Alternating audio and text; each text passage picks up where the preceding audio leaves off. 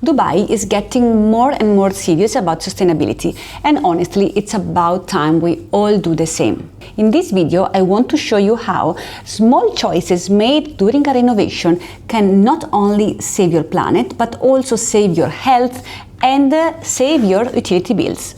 So, saving the planet while saving your DEWA bill, that's what I call a win-win. Ciao, I'm Federica from Flipping Dubai, and today I want to talk to you about a topic that is very close to my heart: sustainability or eco-conscious living. So let's get started. I am LEED GA certified, and I have been for a long time a sustainability manager of my department. So I'm truly passionate about this topic, and when it comes to the renovations, I have developed my own framework, which is about 5 pillars that can easily followed to improve the sustainability of any indoor environment during a renovation. Let's start. So our first pillar is materials. The goal of this is to avoid waste, but also using sensible materials that can last long and they don't create too much pollution during transportation. So in this big pillar we have a lot of tips, which are, for example, avoid discarding items that can be repurposed. Also, using timeless finishes can be a good option. So instead of using the finish of the moment, the cheap finish and so on, invest in a very elegant, classy finish. Even if you spend a little more now, it will last over the years, avoiding maintenance and repairs. The other point about materials is using certified materials, for example, FSC wood, which is certified wood, or tile that have a recycled content in it.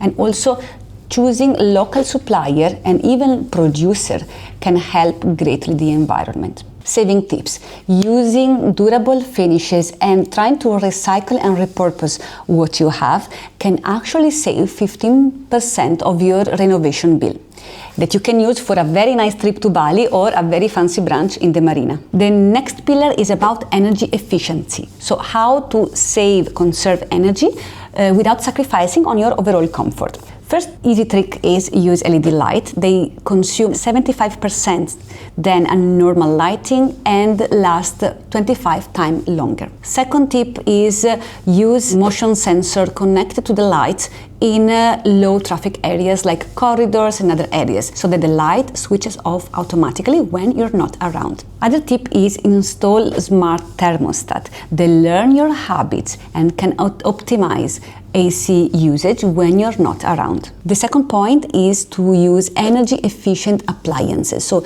usually the appliances are marked with the Energy Star label.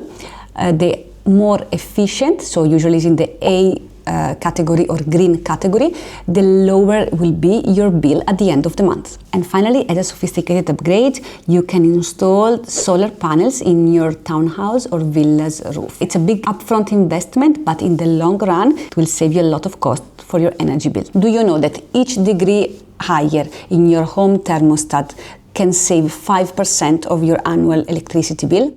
So, next pillar is water. How to save water without sacrificing comfort. First tip is, instead of having normal faucet, low flow faucets. What does it mean? It's really a specification of how much water can go out from the faucet in a determined amount of time. So low flow faucet release less water per minute, but the difference is really unnoticeable, but the bill will thank you. Then you can also use for your landscaping native plants or drought resistant plants. These are native plants in the area that demand very little amount of water.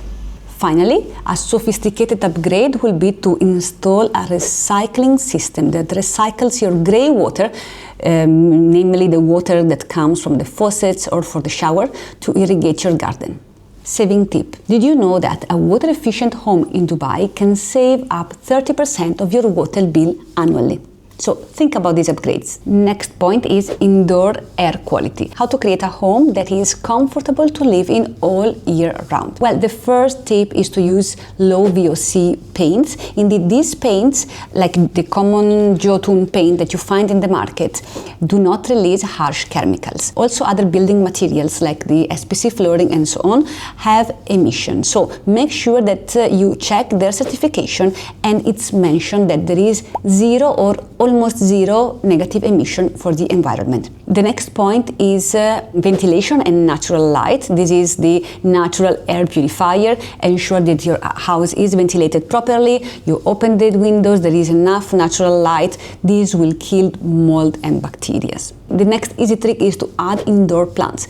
Plants can really clean up the air, improve the environment, and they can keep you also calm in very stressful times. Finally, pay attention to molds. A lot of homes in Dubai are molded, and these can really affect the health of the inhabitants that live in these houses. So ensure that the air is clean. You can get a hygrometer, which is a tool that measures the humidity, and ensure that it's below 55%. Finally, last bonus pillar is the social responsibility, meaning helping the people around you and your society. You can do this by buying from local suppliers instead of international suppliers, giving and gifting old items to the local community, and choose ethical brands that ensure fair working conditions.